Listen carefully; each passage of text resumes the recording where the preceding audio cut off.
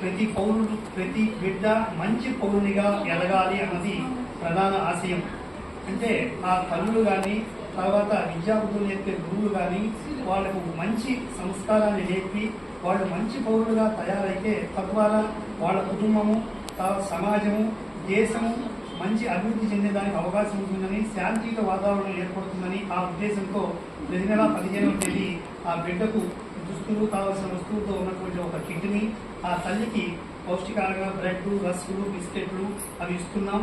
అమ్మ తల్లులారా మీకు చెప్పేటువంటి మా విన్నపం ఏంటంటే మీరు తప్పకుండా మీ పిల్లల్ని మంచి ఆరోగ్యంగా ఉన్నతమైనటువంటి విలువలతో పెంచండి. తద్వారా మీకు ఎంతో విలువైనటువంటి కుటుంబం ఏర్పడుతుంది, సమాజం ఏర్పడుతుంది, దేశం ఏర్పడుతుంది. తద్వారా అందరం కూడా శాంతియుతంగా జీవించడానికి అవకాశం ఉంటుంది. చిన్నప్పటి నుంచి పిల్లలను మంచి ఆరోగ్యం కావాలి అంటే దానికి తగిన ఆహారం ఏర్పాటు చేసుకోవాలి. అలాగే మంచి గుణాలు అవి కూడా మీ చేతుల్లోనే ఉంటాయి. వాళ్ళకి చిన్నప్పటి నుంచి ఎలా పెరగాలి, ఎలా మాట్లాడాలి, ఎలా వాళ్ళ పనులు వాళ్ళు చేసుకోవాలి, ఒక డిసిప్లిన్ నేర్పడం కానీ అవన్నీ కూడా మీరు జాగ్రత్తగా నేర్పి వాళ్ళు మంచి పౌరులుగా తయారు చేయాలని మా కోరిక. మీరు తప్పకుండా దానికి కట్టుబడి ఉంటారని తెలియజేస్తున్నాం. తర్వాత మా ఈ సమావేశానికి ఇచ్చేసినటువంటి మా ప్రాజెక్ట్ చైర్మన్ మురళీ నాయుడు గారిని మాట్లాడవలసిందిగా కోరుతున్నాను.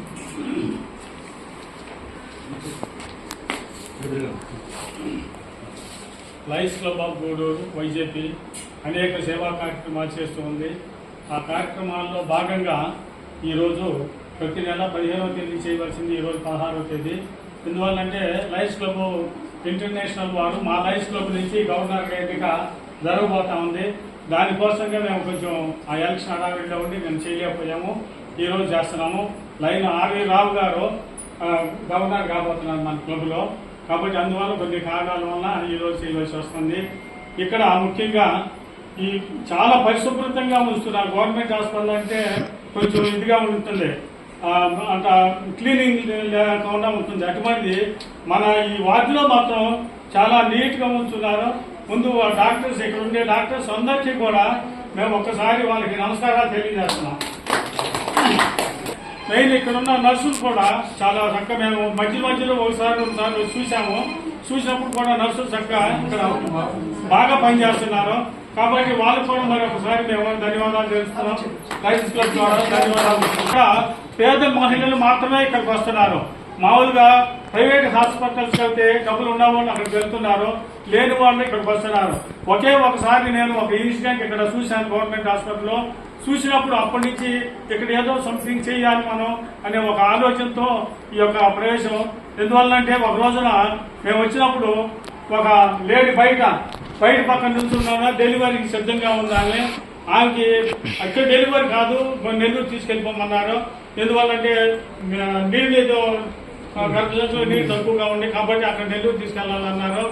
ఆ టైంలో కూడా మేము సూపరింటెండెంట్ గారిని కలుసుకుని అమ్మ ఆ విధంగా నిలబెడతాం బాగేం కాదు కదా, ఇమీడియట్గా పంపించాలి కదా, వాళ్ళకి అంటించి ఉన్నారు అని అప్పుడున్న సూపరింటెండెంట్ గారిని కలిసి అశోక్ కుమార్ గారు ఎవరు ఉన్నారు ఆ టైంలో కలిస్తే వెంటనే వెహికల్ ఏర్పాటు చేసి ఒక లెటర్ రాసి పంపించారు. అప్పుడు మీ బాధితులందరూ కూడా కొంతమంది బయట నిలబడి ఉన్నారు, వాళ్ళు కూర్చునేదానికి ప్లేస్ లేదు. అప్పుడు వెంటనే మేము ఏం చేసామంటే లయన్స్ క్లబ్ ద్వారా, వైజేపీ లయన్స్ క్లబ్ ద్వారా బయట పక్కన బెంచీలు వేయించాం, సిమెంట్ బెంచీలు వేయించాం.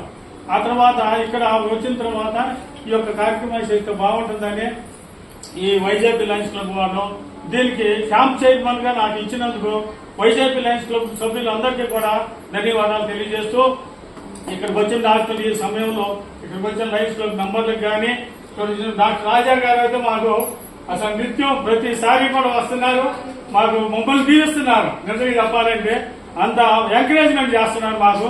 కాబట్టి రాజా గారికి 2 సార్లు ధన్యవాదాలు తెలుపుతున్నాం. ఈ విధంగా నాకు ఈ యొక్క అవకాశాన్ని ఇచ్చినందుకు మన లయన్స్ క్లబ్ ప్రెసిడెంట్ గారికి ధన్యవాదాలు తెలియజేస్తూ అనిపిస్తున్నాను. Thank you sir very much.